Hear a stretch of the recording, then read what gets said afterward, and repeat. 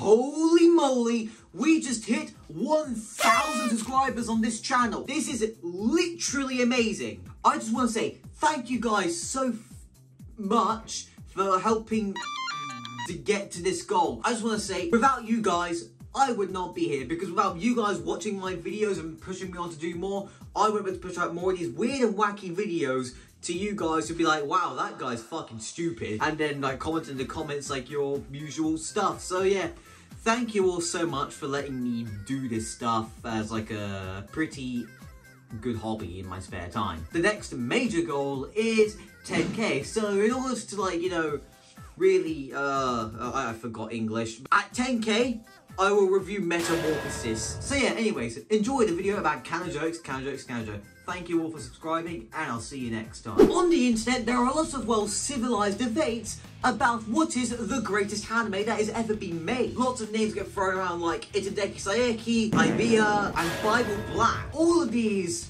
have banging animation, and also a lot of banging in them. And in my personal and very unbiased opinion, I think Studio Milky here brought us the greatest anime that has ever been made. Kanojo.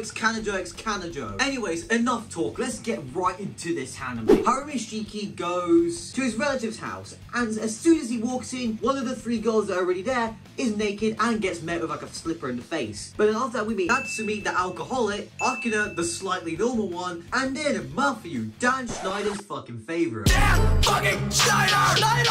And now, for those eagle-eyed viewers out there who noticed where the hell are their parents while they're suffering from a slight illness known as death.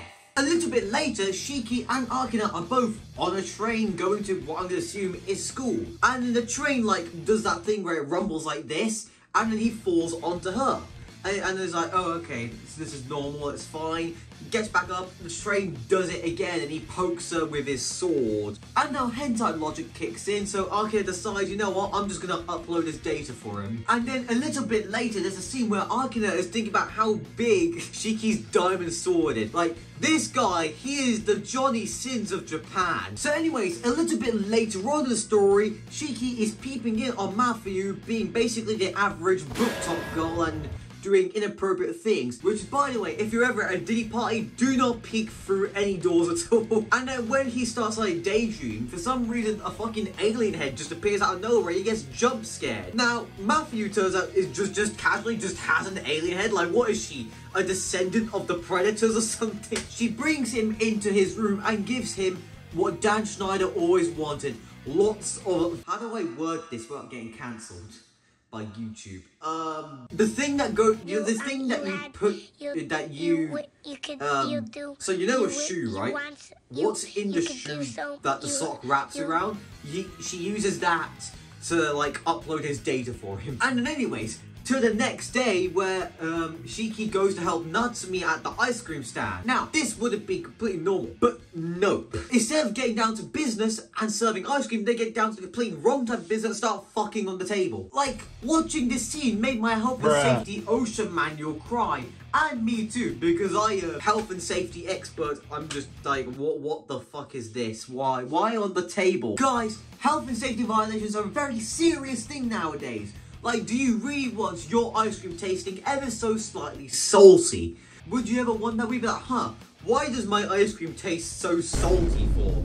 Huh, what were they doing there? Were they just adding table salt? No, they were adding accidental semen. Now, moving on to episode 2, where Shiki somehow manages to fuck the entire female cast of this anime, and 3 of them at the same time. This guy is just too powerful for Japan. The great astronaut, military guy, physicist, doctor, he would be totally proud of what Shiki is doing. And then a little bit later on in episode 2, the real ice cream plot kicks in, and basically the rival ice cream shop opens up next door to their ice cream shop. So in order to get new customers, they decide some very original anime ideas to get more customers. Now finally, episode 3, where somehow they're involved in a competition with all the other ice cream shops in the area.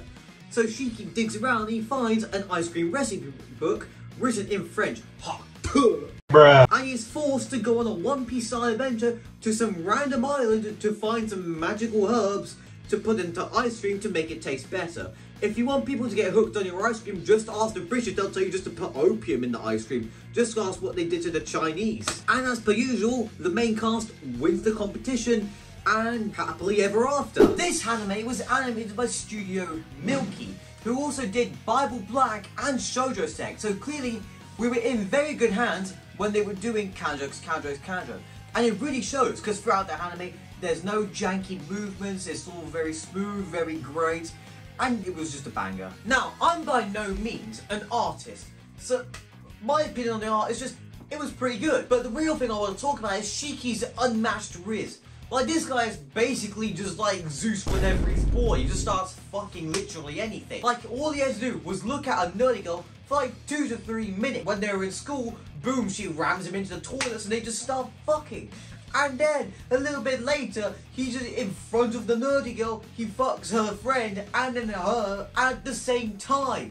Like, this is like insane. Insanity. This guy's like riz is unmatched. Like I said earlier, he is the Johnny Sins of Japan. He breaks health and safety code violations, serves ice cream, goes on One Piece style adventures. He is the Johnny Sins of Japan. And I just want to say, thanks to this anime, I was able to recreate the space program in my room with my own bodily fluids. Also, I just want to shout out like the producers and the person who wrote Kanojo for the realism that they put in there, because my guy, like his human data upload time is like freaking like 35 seconds at max. But he has the reload rate of a fucking AMX13 with the auto-loading system. And for those people who don't know what that means, basically, he's got a really high reload rate. Now, moving on to my favourite segment of this video. Who is Best Girl? I'll give you 5 seconds to figure out who it is. Type yours in the comment section down below. That probably wasn't 5 seconds, but it's Natsume. And why? She's got some assets, bro. Kanojo is one wild ride of a anime with a lot of health and safety code violation, wild wingmen, and also quite a very slice of lifey story. It's a very good anime to watch, very good animation, and also it holds a very special place in my heart because it was one of the first ones I ever watched. So for me, this is a 10 out of 10. Anyways guys, thank you all so much for watching this video right here. I just want to say again, thank you so much for 1,000 subscribers. It's been a long way and we finally got there.